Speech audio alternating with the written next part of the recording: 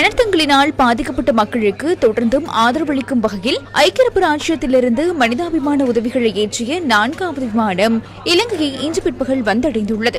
ஐக்கிய அரபு ராச்சிய விமானப்படைக்கு சொந்தமான C-17A விமானம் மூலம் நாட்டுக்கு கொண்டுவரப்பட்ட உதவிப் பொருட்களை இலங்கை ராணுவத்தின் பிரிகேடியர் சசீந்திர விஜயவர்தன உத்தியோகபூர்வமாக பொறுப்பேற்றார். உணவு, நிவாரணப் பொதிகள், மீட்பு வாகனங்கள் இந்த உதவிப் பொருட்களில் அடங்குகின்றன. இதனிடையே இந்திய விமானப்படைக்கு சொந்தமான போயிங் C-17 விமானம் நாட்டுக்கு வருகை தந்துள்ளது. நாட்டில் அனர்த்தங்களினால் பாதிக்கப்பட்டுள்ள மக்களுக்கான நிவாரண நடவடிக்கைகளுக்கு உதவும் வகையிலும் அவசர மருத்துவ உதவிகளை வழங்கும் வகையிலும் இந்த விமானம் நாட்டை வந்தடைந்துள்ளது.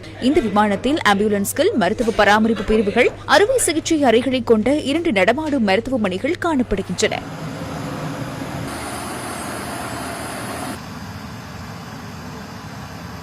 இதனிடையே கடும் அனர்த்தத்தினால் பாதிக்கப்பட்ட மக்களுக்கான நிவாரணப் பொருட்களை ஏற்றிய பங்களாதேஷ் விமானப்படையின் C-130 விமானம் இன்று பிற்பகல் நாட்டை வந்தடைந்துள்ளது.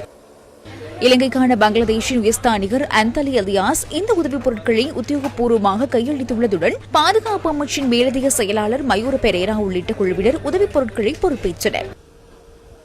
இதனிடையே அனர்த்தத்தின் பின்னர் இலங்கையை மீள கட்டியெழுப்பும் பணிகளுக்கு ஆதரவளிக்கும் வகையில் Sri Lanka Overseas Chinese association $1 million நன்கொடையாக வழங்கியுள்ளது. இதற்கான காசோலை ஜனாதிபதி அலுவலகத்தின் சார்பில் மக்கள் தொடர்பு பிரிவின் பணிப்பாளர் நாயகம் தர்மசிறி கமகேவிடம் நேற்று கையளிக்கப்பட்டது. வெள்ளம், மண் சரிவு, பலத்த காற்றினால் பாதிக்கப்பட்ட இலங்கை உள்ளிட்ட பல ஆசிய நாடுகளுக்கு நிவாரணங்கள் மற்றும் மறுசீரமைப்பு உதவிகளை வழங்கவும் ஆப்பிள் நிறுவனம் முன்வந்துள்ளது. நிறுவனத்தின் தலைமை நிர்வாக அதிகாரி டிம் குக் எக்ஸ் தள பதிவு மூலம் இதனை தெரிவித்துள்ளார். மேற்கோள் ஆரம்பம். தாய்லாந்து, இந்தோனேஷியா, மலேசியா, இலங்கை உள்ளிட்ட நாடுகளில் மக்கள் சூறாவளியால் பாதிக்கப்பட்டுள்ளனர்.